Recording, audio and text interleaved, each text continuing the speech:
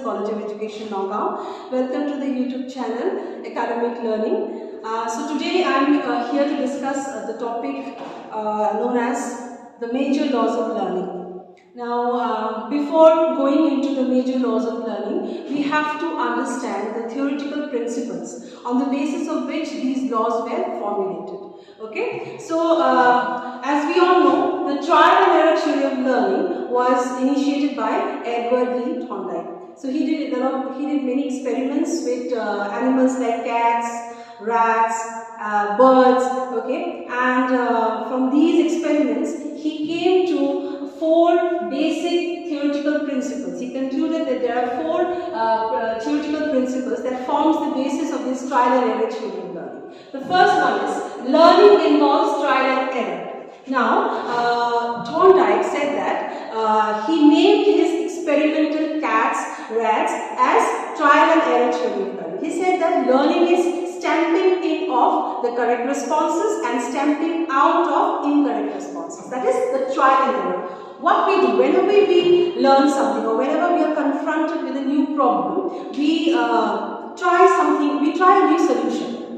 Okay, that is known as trial. And when we try the solution, we often make mistakes. There are errors that we commit. So finally we learn that these are the incorrect responses or the errors that we have made, and what we do, we try to eliminate those errors. And we always try to fix or we select the correct response. So that is trial and error. So Thorndike said that learning is based on trial and error. It includes selection of the correct response and elimination of all the incorrect responses. He also said that learning is selection and connection. That is selection of the appropriate response and connecting it with the adequate stimuli. Now, what is a stimuli? We all know that trial and error theory of learning belongs to the school of connectionism or behaviorism. So, the school of behaviorism states that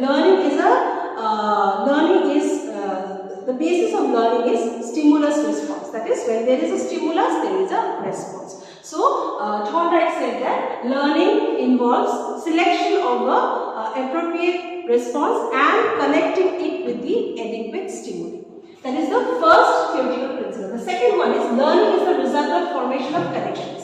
Now, what are these connections? He said that learning is the result of formation of connections in the nervous system of an individual. We all know in our body the nervous system, it works wonders. Whenever we have, suppose we get hurt, if we jab ourselves with a pin, we react immediately, isn't it? We say like, oh, I got hurt. So that is why does that happen? It is the response to the stimulus. The stimulus is that pin that we have jabbed in our skin. So he said that learning is the formation of connection in the nervous system between the stimulus and response. Thirdly, he said that learning is incremental. Now, what is incremental? It is gradual, phase by phase. Thorndike said that learning improves as we increase the number of practice, repetition. Okay, as we practice, our learning becomes more firm. It becomes more perfect. And he said that learning is incremental, not insightful. Fourthly, he said that learning is a direct process. According to Thorndike, learning is direct. It is a simple stimulus-response kind of mechanism. There is no involvement of cognitive processes like thinking, reasoning, ideas, etc. etc. So these are the 4 theoretical principles that forms the basis of trial and error theory of learning. So the 4 major theoretical principles as we discussed. After that conclusion, Thorndike formulated the 3 major laws of learning. These major laws of learning, they are law of readiness, law of effect, and the third law is the law of exercise. Let us discuss the first law of learning. That is the first major law of learning is the law of readiness. Now, the law of readiness, it states or it indicates the learner's state to participate in the learning process. Okay, readiness, the word readiness is used here by Thorndike. He says that readiness is the key to learning process. According to Thorndike, when a child is ready to learn, he learns more quickly, more effectively and with greater satisfaction as compared to a child who is not ready to learn. Okay, so it's quite evident, isn't it? It's a human psychology. Whenever we are ready to do something, we are prepared for something, we do it with more enthusiasm, we do it more perfectly. As compared to the fact that when we are not ready to do something, we do not feel like doing it. So here Thorndike says that when a child is ready to learn, he learns in a more proper manner. Learning is more appropriate and learning is more permanent. Okay, when compared to that, the other part is when the child is not ready to learn, he does not learn effectively. So the four major theoretical principles that we have discussed, on the basis of that, Thorndike formulated three major laws of learning. Now these major laws of learning are: the first one is the law of readiness, the second one is the law of effect, and the third one is the law of exercise. Now the law of readiness, the word readiness is used by Thorndike.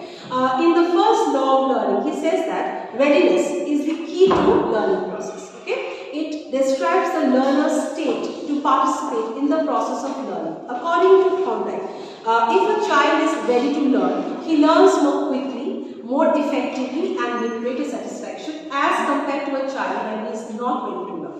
Okay, this clearly shows that the teacher, it is the role of a teacher to identify the learner's state of mind. Okay, it is the teacher who have to make maximum use of the opportunity when the child is prepared to learn. Okay, so the teacher must provide proper learning experiences. Okay, deciding or checking on whether the child is ready or not. Okay, apart from that, the teacher should also do not forget to motivate or inspire the learner to bring him or make him prepare for learning. This is the first law of learning, that is the law of readiness. The second law of learning is the law of effect. So Thorndike states that learning takes place more properly when it results in satisfaction and the learner derives pleasure from it. Okay? When a child receives, after a piece of learning or an experience of learning, if the child receives satisfaction, pleasure, then that learning is more permanent. Okay? When the child meets failure or when there is a displeasure or any bad experiences, that learning is blocked. So here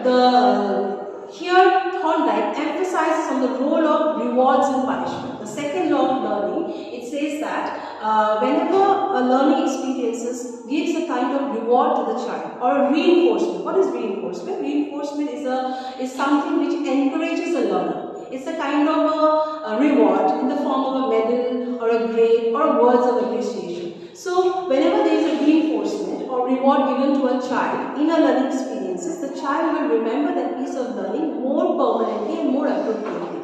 Okay, and when there is punishment, when there is a displeasure, then learning is said to be forgotten or blocked.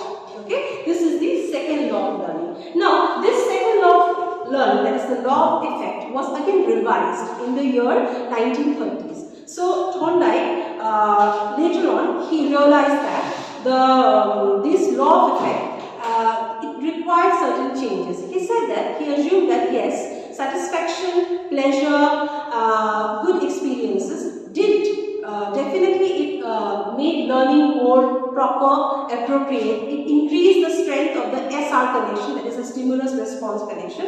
But he also said that punishment or any kind of displeasure did not necessarily make the learning forgotten.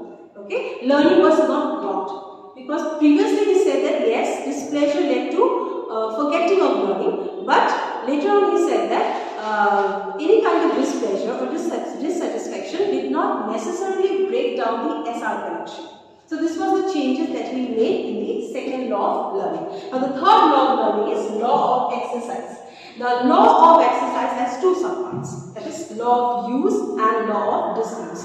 Now the law of use states that with repetition, with practice, the SR connection is strengthened.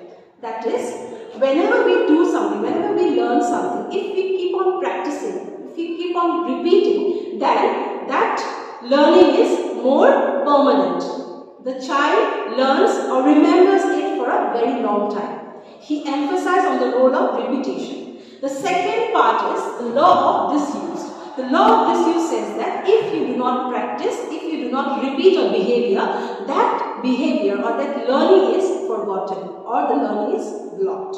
This is the third law of learning. Now again, Thorndike reviewed this third law of learning. He revised it. He said that after 1930s, he realized that yes, repetition, practice did make a learning more perfect. But if there is no repetition, if there is no practice, learning is not blocked. He said that learning might be suppressed, but the child will not forget what he has learned. Okay? Yes, he did emphasize on the role of practice and repetition. He said that practice makes it more perfect. So these are the three laws of learning, that is law of readiness, law of effect and law of exercise, the three major laws of learning. So with this, I come to an end to today's class. I would like you all to give me a sincere feedback if you liked my class or not in the comment section, and please do not forget to subscribe this channel, Academic Learning. Thank you.